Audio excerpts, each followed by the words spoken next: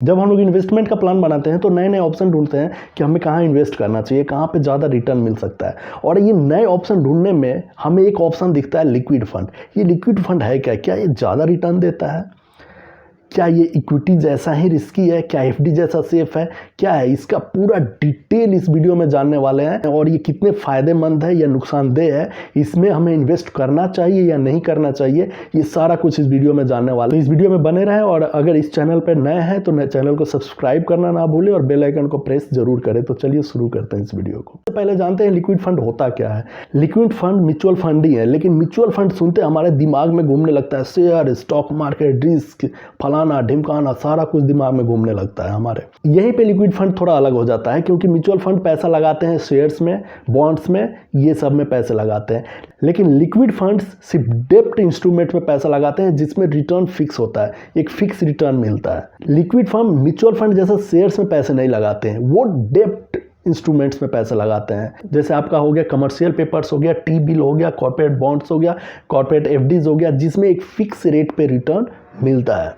सबसे बड़ी बात, लिक्विड फंड जो पैसा लगाती है वो 1 से लेके 91 डेज के अंदर का ही सिर्फ लोन देती है, शॉर्ट टर्म लोन देती है, जो कि पैसे वापस आने के चांस ज़्यादा होते हैं और रिस्क कम होता है इसमें। इसको इस तरह से समझते हैं कि किसी कंपनी को अगर शॉर्ट टर्म के लिए पैसा चाहिए अप टू 91 डेज के लिए, तो वो लिक्विड फंड से पैसे लेगा और बदले में वो अपना बोलेगा कि मेरा डिवेंचर या बॉन्ड सब्सक्राइब कर दो, और उसका एक फिक्स इंटरेस्ट रेट वो देगा, जो कि 90 डेज कंप्लीट होने के बाद पूरे पैसे के साथ वो इंटरेस्ट उसको लिक्विड फंड को वापस कर देगा। तो इस पे हमारा जो रिटर्न होता है वो फिक्स रिटर्न नहीं होता, वो हमारा रिटर्न डिपेंड करता है कि जो हमारा लिक्विड फंड मैनेजर है वो आगे किसी कंपनी को किस रेट पे लोन दिया है, उसी में से वो अपना कमीशन काट के और जो बाकी रिटर्न्स होता है वो हमें वापस करता है। इसमें फिक्स रिटर्न्स नहीं होते, लेकिन रिटर्न्स मिलते हैं, क्योंकि जो लिक्विड फंड पैसा इन्वेस्ट करेगा तो कोई ना कोई इंटरेस्ट पे इन्वेस्ट करेगा और पैसे वापस भी होते हैं। और ज़्यादातर चांस में इसमें रिस्क कम है, क्योंकि ये जो पैसे इन्वेस्ट करते हैं कोई कंपनी को देते हैं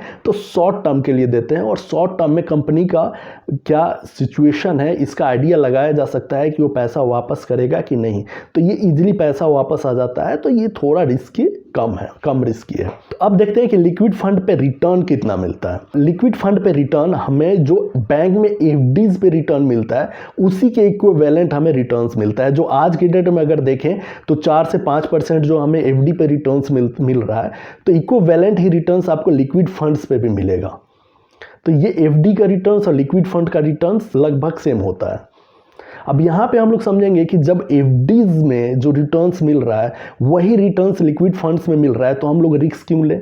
क्योंकि एफडीज तो रिस्क फ्री होता है, लगभग रिस्क फ्री होता है। अगर अच्छे बैंक में एफडीज कराए हुए हैं तो रिस्क फ्री होता है, लगभग जीरो रिस्क होता है। और यहाँ लिक्विड फंड में थोड़ा रिस्क है, तो क्यों लें? यहाँ पे आप इस तरह समझ सकते हैं कि जो हम लोग एफडीज कराते हैं वो एफडीज हम लोग अगर मानिए 1 साल के लिए करा रहे हैं तो 1 साल तक के लिए वो फिक्स रहता है। 1 साल के अंदर अगर मुझे पैसे की ज़रूरत पड़ गई तो वो पैसे अगर हम लोग निकालते हैं तो उसमें कुछ परसेंटेज बैंक काट के तो पैसे आपको देता है, या 1 साल बाद, मतलब 1 साल के लिए फिक्स हो जाता है। लेकिन लिक्विड फंड में है जो 7 दिन के अंदर अगर पैसा निकालते हैं तो एग्जिट लोड, माइनर से एग्जिट लोड लगेगा। लेकिन अगर 7 दिन के बाद पैसा निकालते हैं तो आपको पे कोई एग्जिट लोड नहीं लगेगा और पैसा आप इजीली निकाल सकते हैं। तो लिक्विडिटी अगर देखा जाए तो लिक्विड फंड में ज्यादा है कंपेयर टू एफडी। एक तो ये बेनिफिट, और एक चीज साथ में आपको बताते चलें कि जो लिक्विड फंड है वो पैसा जो कंपनी को इन्वेस्ट करता है वो 91 डेज के लिए इन्वेस्ट करता है। लेकिन जो इन्वेस्टर है, जैसे हम लोग अगर जो पैसा इन्वेस्ट कर रहे हैं लिक्विड फंड में, वो ऐसा नहीं है कि हम 90 दिन के लिए ही करेंगे और 90 दिन बाद पैसा हमें वापस आ जाएगा। हमारा कंटिन्यू अब 10 साल 15 साल तक के लिए भी इन्वेस्ट छोड़ सकते हो, क्योंकि जो लिक्विड फंड है वो 90 दिन एक कंपनी को दिया, वो जैसे पैसा वापस किया वो दूसरे कंपनी को 90 दिन के लिए दे देगा, तो वो इन्वेस्टमेंट करता रहेगा। आपको 90 दिन के लिए आपके पे अप्लाई नहीं होता, जो इन्वेस्टर होता है उन पे 90 दिन अप्लाई नहीं होता। वो चाहे तो कंटिन्यू आप इन्वेस्टेड पैसे रहने दे सकते हैं फॉर गुड। तो फिर चलते हैं लिक्विड फंड्स वर्सेस एफडीज। इसमें फिर क्या सेकेंड पॉइंट ये होता है कि अगर बाई चांस अगर आपको एफडी कराना है, मानिए आप 50,000 का एफडी कराना चाह रहे हो, तो पूरा का पूरा 50,000 का एफडी हो जाता है और वो कंटिन्यू रहता है, उसमें आप पार्शियली नहीं निकाल सकते। लेकिन लिक्विड फंड में क्या है कि अगर आपको 2,000 रुपये डालना है, 5,000, 10,000 तो आप डाल भी सकते हो, और एज इट इज़ आपको निकालना है तो आप निकाल भी सकते हो, पार्शियली भी निकाल सकते हो। तो इसमें कोई ऐसा फिक्स नहीं होता। तो इसमें जो लिक्विडिटी पोर्शन है बहुत ज़्यादा रहता है लिक्विड फंड में। तो ये बेनिफिट आपको हो जाता है एफडी वर्सेस लिक्विड फंड में। एक तीसरा ऑप्शन है auto swap facility. Auto swap facility अगर आपने नहीं सुना हो तो ऑटो स्वैप फैसिलिटी वो होता है जिसमें क्या होता है, हमारा जो बैंकर है, जो सेविंग अकाउंट है, उसमें एक लिमिट सेट हो जाता है। बैंकर्स और जो कस्टमर है वो आपस में बात करके एक लिमिट सेट कर देते हैं और ये बोलते हैं कि जो लिमिट के ऊपर जैसे मेरा फंड अगर अवेलेबल हो सेविंग में तो ऑटोमेटिक उसका एफडी बन जाए।